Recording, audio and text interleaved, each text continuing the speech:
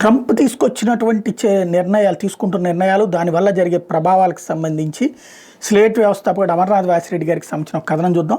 వేరే దేశానికి పోవాలంటే పాస్పోర్ట్ వీసా ఉండాలి. ఇవేవీ లేకుండా ఇమ్మిగ్రేషన్ దారిలో వెళ్లకుండా సరిహద్దు వద్ద దొంగతనంగా ఒక దేశంలోకి ప్రవేశించి వాళ్ళని అక్రమ వలసదారులు అంటారు. అమెరికాలో అక్రమ వలసదారుల సంఖ్య 1 కోటి దాటింది. వాళ్ళ మొత్తం జనాభా 33 కోట్లు.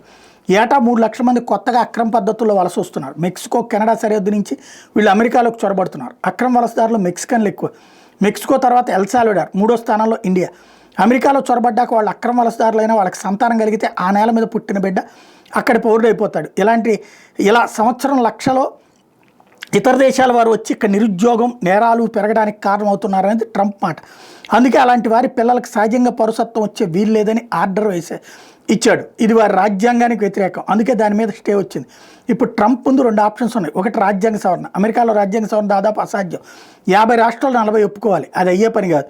రెండోది సుప్రీంకోర్టులో కేసు గెలవాలి. రాజ్యాంగ సవరణ ఆనాడు బానిసలుగా ఉన్న వారి పిల్లల కోసం చేశారని దీన్ని అడ్డుపెట్టుకుని అన్ని దేశాల వాళ్ళు ఇక్కడికి వచ్చి పౌరులు అయిపోవడం సమ్మతం కాదని ట్రంప్ చెప్తున్నాడు. ఇది ఇలాగే కొనసాగితే దేశ శాంతి భద్రతల సార్వభౌమత్వానికి ముప్పు, ప్రపంచంలో తిరుగులేని శక్తిగా ఉన్న అమెరికా ఇంట ఓడిపోతుందని ట్రంప్ తరపున సుప్రీంకోర్టులో వాదనలు ఉంటాయి. రెండోది ఇది ఇక్కడ అత్యంత కీలకమైనటువంటిది అదే. మరొక వైపున వచ్చేటప్పటికి ఇది అమెరికాకు ఏటా ఉన్నత విద్య కోసం వెళ్ళే ఇతర దేశాల విద్యార్థుల సంఖ్య 10 లక్షల పైమాట. వీళ్ళలో అధిక శాతం అక్కడే స్థిరపడటానికి ప్లాన్ చేసుకుంటారు. అక్రమ వలస, సక్రమ వలస అన్నీ కలిపి అమెరికాలో ఇతర దేశాలకు చెందిన వారి సంఖ్య సుమారుగా 5 కోట్లు. అంటే అమెరికాలో ప్రతి 100 మందికి 15 మంది విదేశీయులే. దీనికి తోడు 15 లక్షల మంది ప్రతి ఏటా తోడవుతున్నారు. ఇది ఇలాగే కొనసాగితే మరో 40 ఏళ్లలో అమెరికాలో విదేశీయుల సంఖ్య మెజారిటీ అంటే 50% దాటిపోతుంది.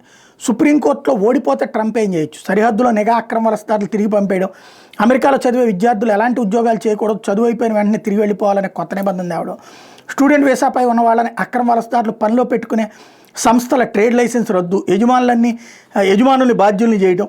ఇప్పుడైతే ప్రతి షాప్కి వెళ్ళి చెక్ చేయాలి. కృత్రిమ మీద సాయం తీసుకుంటే ఒక్కో సంస్థలో ఉద్యోగులు ఎంతమంది, వాళ్ళలో స్టూడెంట్ వీసా అక్రమ వలసదారులు ఎంతమంది అనేది క్షణాల్లో తెలిసిపోతుంది.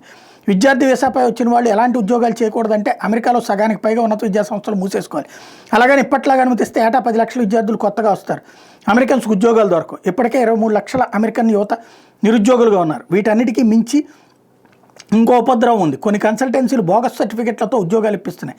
బీటెక్లో సబ్జెక్ట్స్ బ్యాక్లాగ్ పెట్టుకుని సెకండ్ ఇయర్ దాటకపోయినా మాయ పద్ధతులు అమెరికాకు వెళ్ళిపోయి ఉద్యోగాలు సంపాదిస్తున్నారు. దీంతో సక్రమ పద్ధతిలో ట్రై చేసే వారికి ఉద్యోగాలు దొరకని స్థితి. కొత్తగా చర్యలు చేపడితే అనేక యూనివర్సిటీలు మూసేసుకోవాలి. చేపట్టకపోతే అమెరికన్స్లో వ్యతిరేకత. మింగితే సమస్య, కక్కితే ఇంకో సమస్య. ముందు నుయ్యి వెనక్కి గొయ్యి. అమెరికాని జాతులు ఉడికే కొండ అనేవాడు. అంటే అక్కడ అన్ని జాతుల వాళ్ళు ఒక్కటైపోతారు, మనుషులంతా ఒక్కటే అనేది ఇక్కడ ఆచరణలో కనిపిస్తుందని దీని భావం.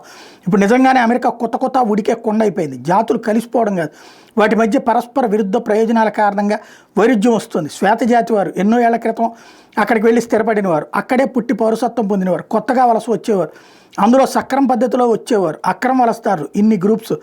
అమెరికా ఎన్నో యుద్ధాలను గెలిచింది. ఇది కూడా యుద్ధం లాంటిదే. గెలుస్తుందా?